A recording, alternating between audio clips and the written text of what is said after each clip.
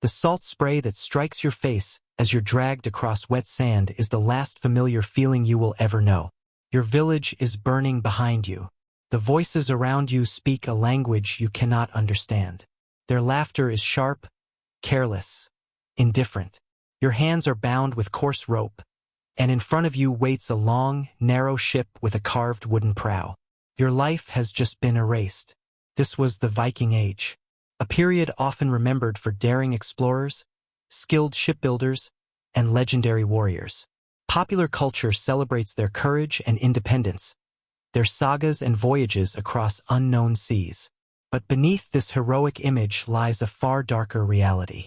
For centuries, the Viking world was sustained not only by trade and conquest, but by a vast and organized system of human enslavement. Raiding was not chaos. It was business.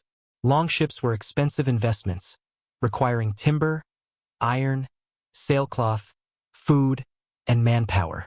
Those who funded these voyages expected profit, and the most valuable cargo was not silver or gold. It was people. Human beings were portable, renewable, and always in demand.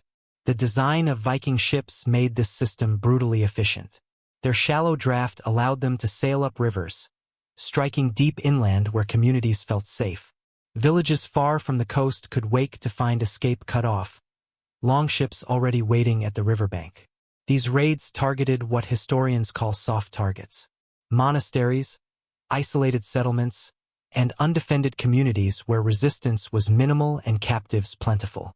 Historical records leave little doubt about the scale. Irish annals speak repeatedly of raids where a great host of women was carried off. The phrase appears again and again, not as tragedy, but as routine reporting. Once captured, a woman's identity ended. She was no longer a daughter, a wife, or a sister. She became a thrall. In Norse society, a thrall was not a person in the legal sense. Law codes classified them alongside livestock. They owned nothing. Their testimony was meaningless in court. Their lives were protected by no system of justice. A master could punish or even kill a thrall without consequence.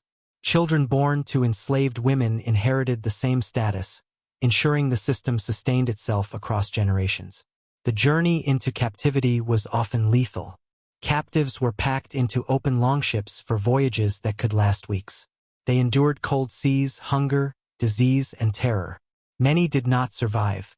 Those who did were taken to slave markets that formed a vast network across the Viking world.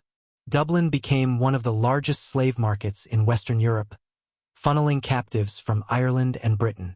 Others were sold in trading centers in Scandinavia or transported east along river routes through what is now Russia and Ukraine. These waterways connected Viking traders to the Byzantine Empire and the Abbasid Caliphate. Silver flowed north.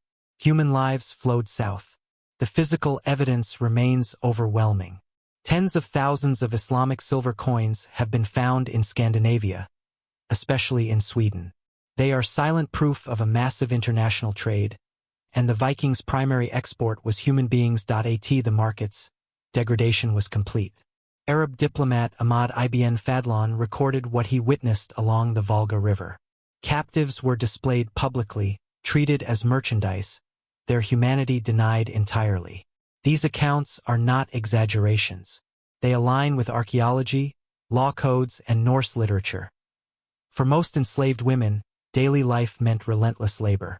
Grinding grain, hauling water, tending fires, weaving cloth, and maintaining households from before dawn until long after dark. Textile production alone was foundational to the Norse economy, and it rested almost entirely on enslaved female labor. Their bodies bore the cost. Skeletal remains show signs of malnutrition, extreme strain, and shortened lifespans. For many, exploitation went beyond labor. Enslaved women were considered the property of their owners in every sense. Norse sagas describe powerful men openly keeping captured women as concubines. These arrangements were socially accepted, not hidden or condemned.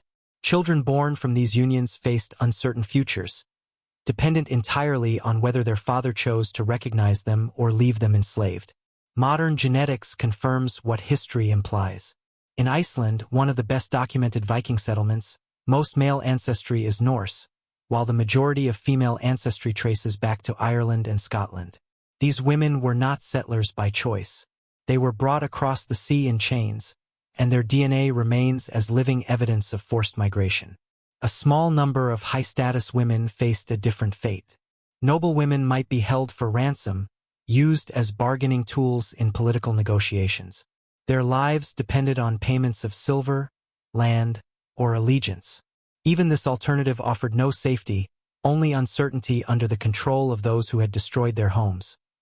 There was also a final fate that reveals the full brutality of the system. Archaeological and written sources confirm that enslaved women were sometimes sacrificed during elite burials. Ibn Fadlan described such a ritual in chilling detail. A slave woman was killed to accompany her master into the afterlife, treated as a possession even in death. Graves across Scandinavia support this account, showing secondary bodies buried alongside high-status individuals. In Viking society, owning thralls was a measure of wealth and power. Slavery was not debated or questioned. It was normalized. The sagas reflect this acceptance, presenting enslavement as an ordinary fact of life rather than a moral failing. Freedom was possible but rare. Some thralls were manumitted after years of service, but these cases were exceptions remembered precisely because they were uncommon. For most enslaved women, captivity was a life sentence passed down to their children. The decline of Viking slavery was slow. Conversion to Christianity shifted attitudes, but did not end exploitation. Raids increasingly targeted non-Christian populations, and slavery gradually transformed rather than disappeared. The Viking Age, when viewed honestly, reveals how a society can build prosperity on dehumanization. Exploration, settlement, and wealth were made possible in part by stolen lives. The longships, the sagas, the great hauls were supported by forced labor and suffering. To understand this era fully, we must see both sides. The shipbuilders and the captives. The warriors and the women dragged onto their ships. The poetry and the pain hidden between its lines. The romantic image of the Viking warrior is incomplete. The true legacy of the age is written not only in runes and ruins, but in the forgotten lives of countless women whose humanity was denied so that an empire of raiders could rise.